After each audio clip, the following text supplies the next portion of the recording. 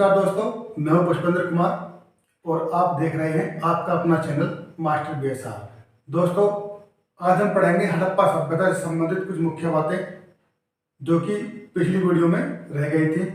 यदि आपने पहली वीडियो नहीं देखी है तो आप उसको भी जरूर देख लेना, क्योंकि वो भी आपकी परीक्षा के लिए बहुत ही उपयोगी साबित होगी। तो मैंने पिछली वीडियो में हड़प्पा सभ्यता के बारे में, कुछ स्थलों के बारे में बताया था। जो रह गया था वो मैं इस वीडियो में लेकर आया हूँ। तो दोस्तों, वीडियो में बने रहिए और वीडियो को अंत तक देखिएगा।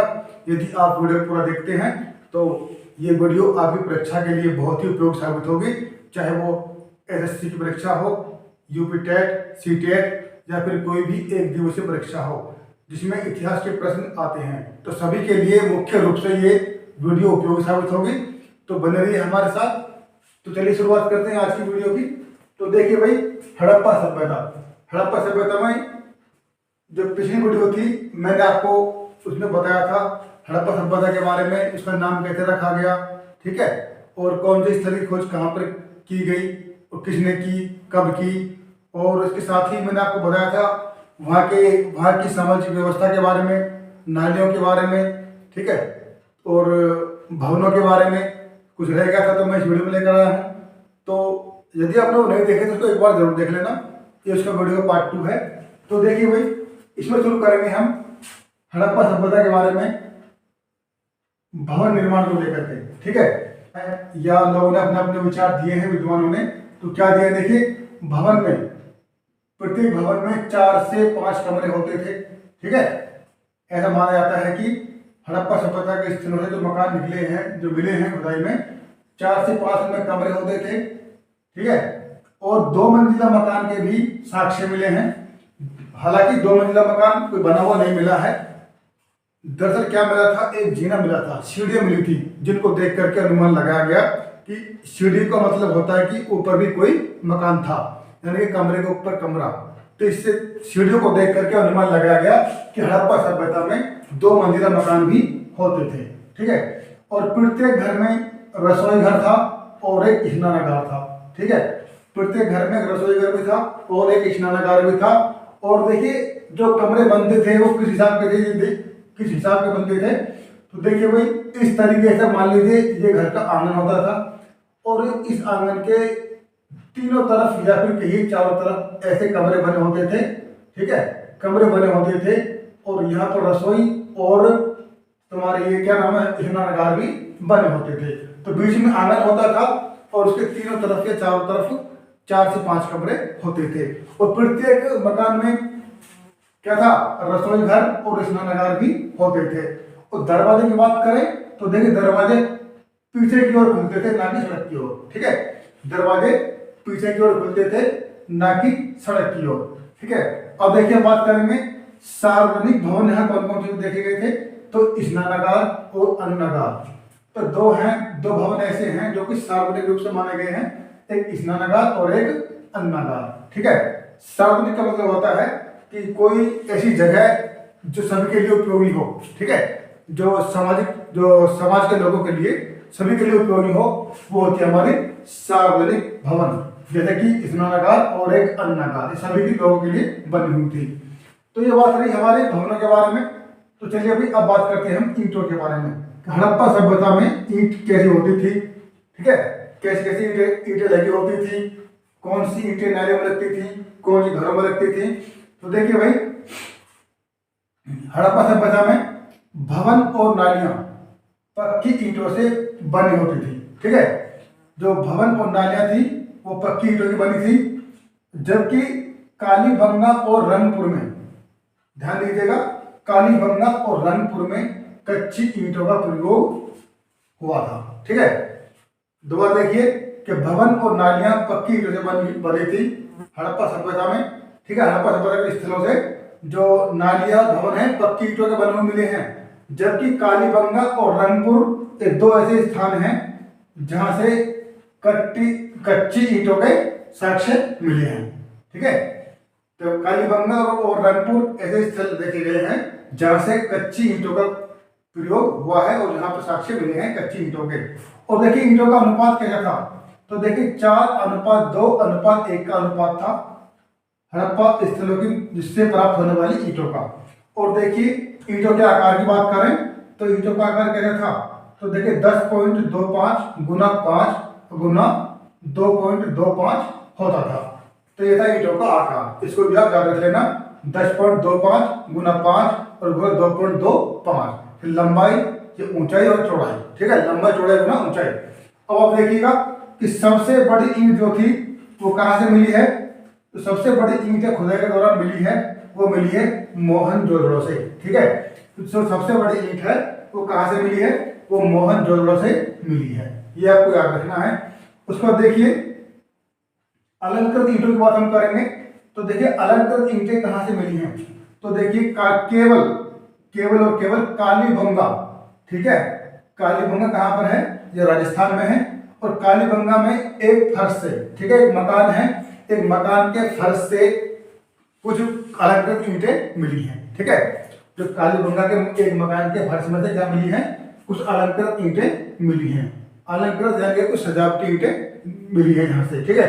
अब देखिए बात करेंगे हम हड़प्पा सभ्यता का सामाजिक जीवन कैसा था, ठीक है, सामाजिक जीवन कैसा था।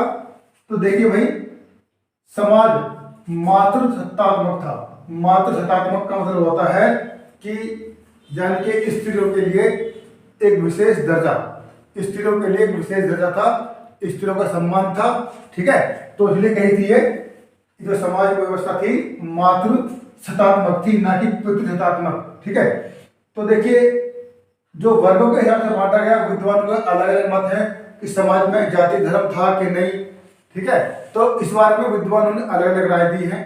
अगर वर्गों में समाज बटा हुआ था तो कौन कौन से वर्ग थे, तो सबके अलग अलग मत है। तो देखिए कुछ विद्वान कहते हैं कि समाज जो था 4 वर्गों में बटा हुआ था, वो कौन कौन से वर्ग थे, पुरोहित वर्ग, व्यापारी वर्ग, अधिकारी और श्रमिक, ठीक है। ये 4 वर्ग बताए गए कुछ विद्वानों ने। और वही कुछ विद्वानों ने 4 वर्ग बताए हैं, विद्वान, योद्धा, व्यापारी और श्रमिक। नंबर 1 पर आए गए हैं, आते हैं विद्वान बताए गए हैं, ठीक है। नंबर 1 पर विद्वान लोग बताए गए हैं जो पढ़े लिखे हैं। उसके बाद में योद्धा बताए गए हैं, उसके बाद व्यापारी और उसके बाद में श्रमिक लोग भी बताए गए हैं, ठीक है। तो इस तरीके से 4 वर्ग बताए गए हैं।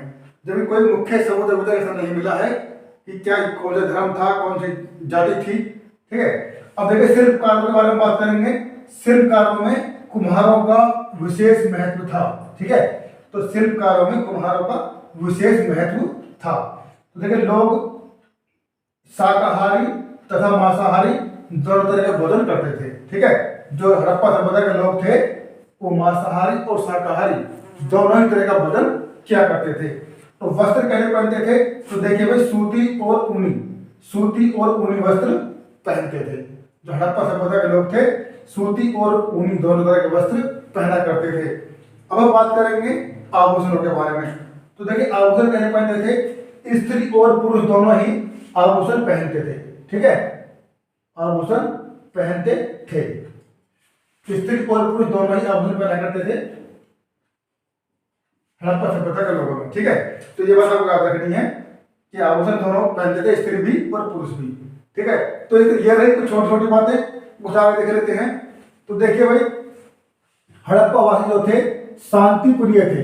कैसे थे, शांति प्रिय थे। और ये हम कैसे कह सकते हैं, क्योंकि खुदाई के दौरान हड़प्पा स्थलों से एक भी साक्ष्य ऐसा नहीं मिला जिससे यह साबित होता हो कि वो युद्ध प्रिय थे, ठीक है। क्योंकि स्थलों से तलवार, ढाल, कवच और शिरस्त्राण आदि नहीं मिले हैं, यानी युद्ध का सामान जो है वहां से नहीं मिला है। तो इसी आधार पर विद्वानों ने अनुमान लगाया है कि हड़प्पा वासी जो थे शांति प्रिय थे। अब बात करेंगे हम इनके मनोरंजन के बारे में। जो समाज के लोग रहते हैं तो किसी न किसी तरीके से मनोरंजन करते होंगे। हमारा मन करता है तो हम क्या करते हैं, मूवी देखने जाते हैं, मूवी देखते हैं, खेलते हैं। तो ये सब हमारे क्या है, मनोरंजन के साधन है, ठीक है। मोबाइल से गेम खेलते हैं आज लोग, ठीक है। तो देखिए भाई उस समय क्या था, उस समय के लोग होते हैं पास से खेल खेलते थे, ठीक है, पास से खेल से परिचित थे। तथ्यों के आधार पर यह पता लगा है कि मनोरंजन के लिए पास के खेल से परिचित थे, यानी शतरंज से परिचित से। और उसके अतिरिक्त नृत्य देखना और नृत्य करना भी इनको आता था, और पशुओं की लड़ाई भी ये कराते थे मनोरंजन के लिए। ठीक है, तो ये बात आपको याद रखनी है। कौन कौन से खेल थे? पासे का खेल, और नृत्य करना और नृत्य देखना, और पशुओं की लड़ाई, इन सबको देख करके ये मनोरंजन किया करते थे। लोथल से क्या मिला है? एक बोर्ड मिला है। ठीक है, और मोहनजोदड़ो से क्या मिला है? चतुष्कोणीय गोटियां मिली हैं। कहां से मिली है? ये मिली है मोहनजोदड़ो से। तो चतुष्कोणीय गोटी कहां से मिली है? मोहनजोदड़ो से मिली है, जबकि लोथल से एक बोर्ड मिला है। ठीक है, उसके बाद देखिए हड़प्पा और मोहनजोदड़ो, इनसे क्या मिला है? टेराकोटा के मुखौटे प्राप्त हुए हैं। टेराकोटा के मुखौटे प्राप्त हुए हैं, जो सभी इनके खेल के बारे में जानकारी देते हैं। इनके आधार पर ही इनके मनोरंजन के बारे में अनुमान लगाया गया है कि हड़प्पावासी पासे के खेल से परिचित थे, और नृत्य करना और नृत्य देखना इनको इनके एक मनोरंजन का साधन था। इसके अतिरिक्त पशुओं की लड़ाई भी इनको प्रिय थी। तो ये छोटी छोटी बातें रही। चलिए बात करते हैं हम समाधान के बारे में। तो दोस्तों, हड़प्पा सभ्यता के जो लोग थे वो समाधान कैसे करते थे? समाधान का मतलब होता है अंतिम संस्कार। ठीक है, जो लोग मर जाते थे तो वो उनका अंतिम संस्कार किस किस विधि से करते थे या किन विधियों से करते थे, वो जानेंगे अब हम। तो देखिए, वहां की जो खुदाई हुई थी उनके साक्ष्यों के आधार पर जो समाधान था, यानी कि अंतिम संस्कार था, अंतिम संस्कार जो है इसके 3 प्रकार बताए गए हैं। 3 प्रकार बताए गए हैं। और कौन कौन से प्रकार है देखिए मुझे। तो पहला प्रकार बताया गया है पूर्ण समाधान। पूर्ण समाधान, इसमें क्या होता था? देखिए, पूर्ण समाधान का मतलब होता है कि पूरे तरीके से दफनाना। ठीक है, यदि कोई व्यक्ति मर जाता है तो उसको दफनाते थे। यह था पूर्ण समाधान। एक समाधान था, दूसरा इसे कहते हैं आंशिक समाधान। आंशिक समाधान, इसका मतलब क्या होता है?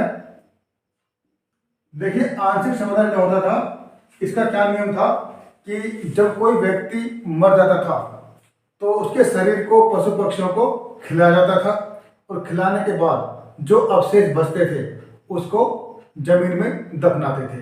तो यह था आंशिक समाधान। ठीक है, ये क्या था? आंशिक समाधान। जबकि पूर्ण समाधान में क्या था? पूरे शरीर को जो मरने के बाद भूमि में दफन कर देते थे। और आंशिक समाधान क्या होता है? इसमें था कि जब व्यक्ति मर गया तो उसको पशु पक्षियों को खिलाने के लिए छोड़ देते थे, और पशु पक्षियों के खाने के बाद में जो अवशेष बचते थे उनको जमीन में दफना दिया जाता था। इसको नाम दिया गया है आंशिक समाधान। और तीसरा था दाह संस्कार। क्या था? दाह संस्कार, जिसमें मृतक को क्या करते थे? जलाया जाता था। दाह संस्कार। तो हड़प्पा सभ्यता के स्थलों से इन तीनों समाधानों की प्रकारों की जानकारी मिलती है। ठीक है, तो देखिए, इनसे संबंधित एग्जाम में एक प्रश्न आ जाता है कि किस स्थल पर, हड़प्पा सभ्यता के किस स्थल पर कैसा संस्कार होता था। तो देखिए, पहले बात करूंगा मैं हड़प्पा के बारे में। तो देखिए भाई, जो एक स्थल था हड़प्पा आंशिक समाधान, आंशिक समाधान था। वही मोहनजोदड़ो की बात करेंगे हम। मोहनजोदड़ो में था कलश समाधान।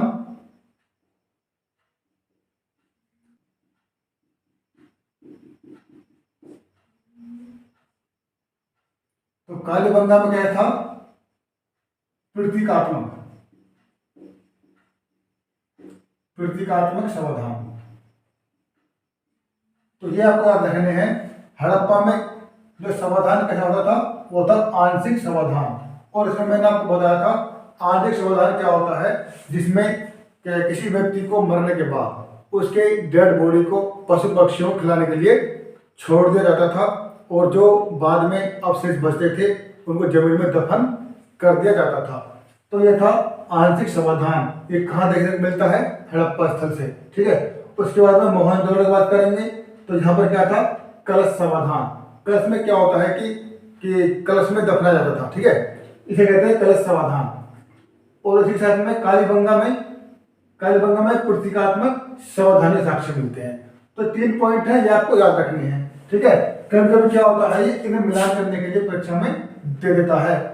तो कालीबंगा को मिलाएंगे आप प्रतीकात्मक से, मोहनजोदड़ो को मिलाएंगे आप कलश से, कलश समाधान से, और हड़प्पा को मिलाएंगे आप आंशिक समाधान से मिला देंगे। और देखिए मैं आपको बताऊं, ये जो हमारा हड़प्पा है, हड़प्पा में जो दफनाते थे ये उत्तर से, कहां से? उत्तर से दक्षिण की तरफ दफनाते थे। उत्तर से दक्षिण की तरफ, ठीक है, दफनाते थे। कहां पर? हड़प्पा में। वही देखिए इसकी बात करें मोहनजोदड़ो की, तो देखिए मोहनजोदड़ो में जलाने साक्ष्य मिले हैं, जलाने के साक्ष्य मिले हैं। ठीक है, कि यहाँ पर जलाने की प्रथा थी और हड़प्पा में दफनाने की प्रथा थी। यही कारण है कि मोहनजोदड़ो से कोई भी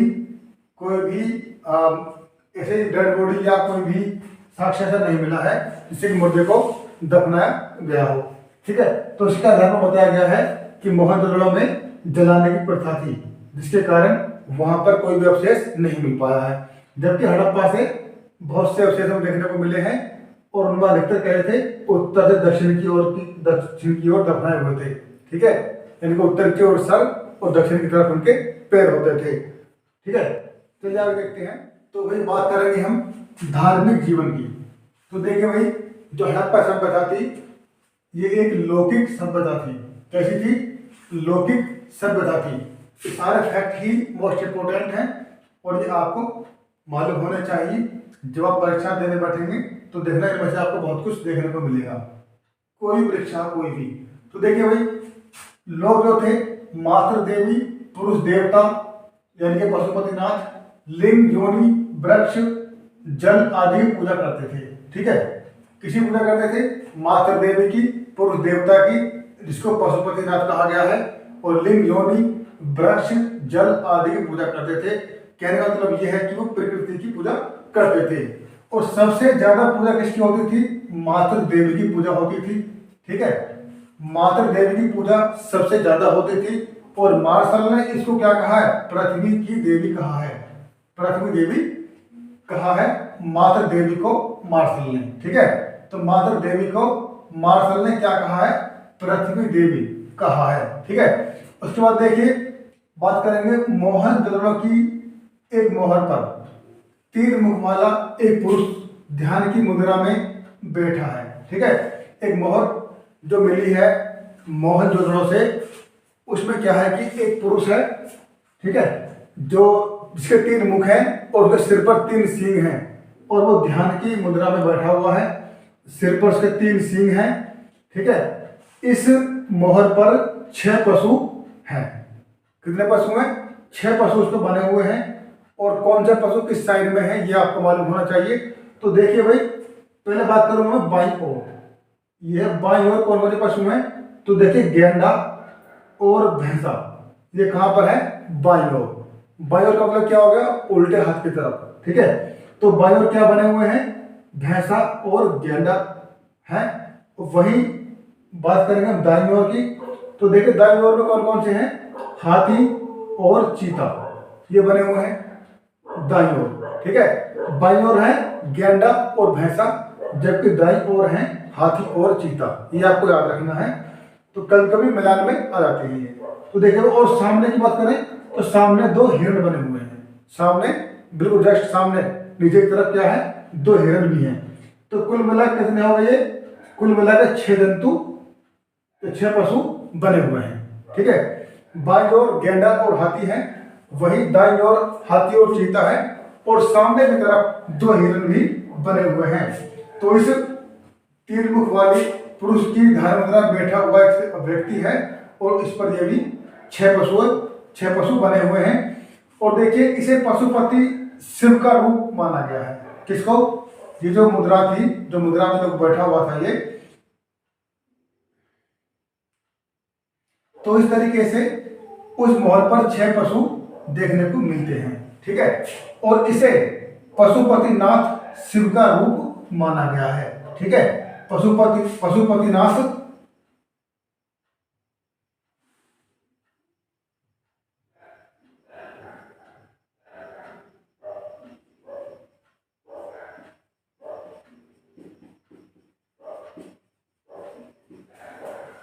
और इसे पशुपतिनाथ या पशुपति शिव का रूप माना गया है। ठीक है, अब देखिए मार्शल ने इसे क्या कहा है, आद्य शिव कहा है।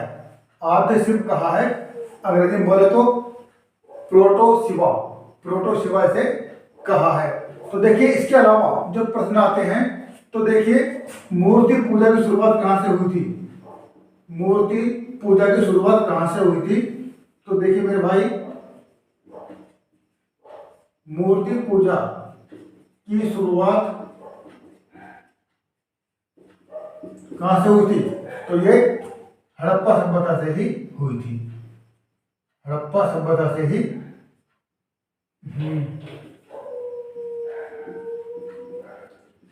हड़प्पा सभ्यता से ही मानी जाती है। ठीक है, तो अगर एग्जाम आ जाए कि मूर्ति पूजा की शुरुआत कहां से हुई थी, तो देखिए ये हड़प्पा सभ्यता से ही चली आ रही है। इसके अतिरिक्त हड़प्पा सभ्यता से ही जो पूजा पाठ होती थी, और वो आज भी हमारे समाज में देखने को मिलती है, जैसे कि जल की पवित्रता की पूजा, भूमि की पूजा और वृक्षों की पूजा। ठीक है, तो ये सब पूजाएं आज भी हमारे समाज में देखने को मिलती हैं। तो ये सभी कहाँ से हैं, ये सभी ये हड़प्पा सभ्यता से ही ली गई हैं, और ये आज भी सुचारू रूप से चली आ रही हैं। ठीक है दोस्तों, चलिए आगे देखते हैं। देखिए भाई, हड़प्पा के जो लोग थे वो पृथ्वी को उर्वरता की देवी मानते थे। क्या मानते थे, उर्वरता की देवी मानते थे। किसको, पृथ्वी को। ठीक है, उसके बाद देखिए मूर्ति पूजा का जो आरंभ था हड़प्पा काल से ही माना जाता है, अर्थात मूर्ति पूजा की शुरुआत इसी काल से हुई थी। ठीक है, अब आगे देखेंगे भाई हम, हड़प्पा सभ्यता से स्वास्तिक एवं चक्र सूर्य पूजा के प्रतीक हैं। ठीक है, हड़प्पा सभ्यता से क्या बताया गया है कि स्वास्तिक एवं चक्र सूर्य पूजा के प्रतीक माने गए हैं। स्वास्तिक क्या होता है, आपने देखा होगा, आज भी ये बनता है, जिसको हम अपने गांव की भाषा में सतिया बोलते हैं। तो सतिया के जो साक्ष्य हैं हड़प्पा सभ्यता से ही हमको देखने को मिले हैं। तो सतिया जो है, ये स्वास्तिक जो है, ये हड़प्पा सभ्यता से ही चला आ रहा है। अब देखिए नाग पूजा, जल पूजा, योग क्रिया का प्रचलन था। तो देखिए आज भी हमारे समाज में नाग की पूजा होती है हिंदू धर्म में। देखिए जल पूजा भी होती है, योग क्रिया भी आज चलती है। ठीक है, इनका प्रचलन जब भी था और आज भी है। अब देखिए पशु बलि के प्रमाण भी मिले हैं, और कहाँ से मिले हैं, मोहनजोदड़ो और कालीबंगा के मोहरों पर। ठीक है, यानी कि मोहनजोदड़ो और कालीबंगा से कुछ ऐसी मोहरें मिली हैं जिनसे हमें जानकारी मिलती है कि पशुओं की बलि भी दी जाती थी अपने देवताओं को खुश करने के लिए। ठीक है, उसके बाद देखिए बात करेंगे पीपल के वृक्ष की। तो देखिए भाई, सबसे पवित्र वृक्ष था इनका पीपल। ठीक है, पीपल क्या था, सबसे पवित्र वृक्ष था। उसके बाद देखिए पक्षी की बात करेंगे तो बत्तख। तो बत्तख इनका सबसे पवित्र पक्षी था। और हाजा पक्षी यानी कि मोर। ठीक है, इसको हाजा पक्षी कहा गया। यहाँ पर हाजा पक्षी यानी कि मोर का भी विशेष महत्व था। और देखिए मंदिरों की बात करेंगे तो देखिए भाई, हड़प्पा स्थल की खुदाई से एक भी साक्ष्य मंदिर होने का नहीं मिला है। जबकि बनावली यानी कि हरियाणा में, ये बनावली एक जगह है, एक हड़प्पा स्थल है। ठीक है, बनावली, यहाँ से एक भवन में मंदिर होने का साक्ष्य मिला है। अब पूर्ण तरह से वो मंदिर नहीं माना गया है, केवल अनुमान लगाया गया है कि बनावली से एक मंदिर मिला है। ये केवल अनुमानित है, मंदिर होने का अनुमान लगाया गया है। ठीक है, क्योंकि बनावली के एक भवन से ऐसी आकृति मिली है जो देख कर लगता है कि वो मंदिर हो सकता है, क्योंकि अनुमानित है। जबकि हड़प्पा के की खुदाई के दौरान एक भी स्थल से मंदिर होने का साक्ष्य अभी तक नहीं मिला है। तो दोस्तों इस वीडियो को मैं आज यहीं पर समाप्त करता हूँ, क्योंकि पार्ट काफी लंबा है और वीडियो काफी लंबी हो सकती है। इसलिए मैं अगली वीडियो में आगे की बातें लेकर के आऊँगा, जिसमें मैं आपको हड़प्पा संबंधित इनका आर्थिक जीवन, राजनीतिक जीवन और कौन कौन सी फसल उगाते थे और पशुपालन, कौन कौन से पशुपालन करते थे, खाद्यान्न कौन कौन से इनके उपयोगी थे, कौन सा खाद्यान्न पहले उगाया, ठीक है, कौन से खाद्यान्न कितनी कितनी किस्में होती थी और कहाँ से क्या मिला, वो सब हम पढ़ेंगे अगली वीडियो में। ठीक है, तो 2 वीडियो आज हो चुकी है हमारी। यदि आपने पहली वीडियो नहीं देखी तो उसको देख लीजिएगा, और यदि आपको वीडियो अच्छी लगी तो लाइक और शेयर करना ना भूलें। तो मिलता हूँ अगली वीडियो में, तब तक के लिए नमस्कार।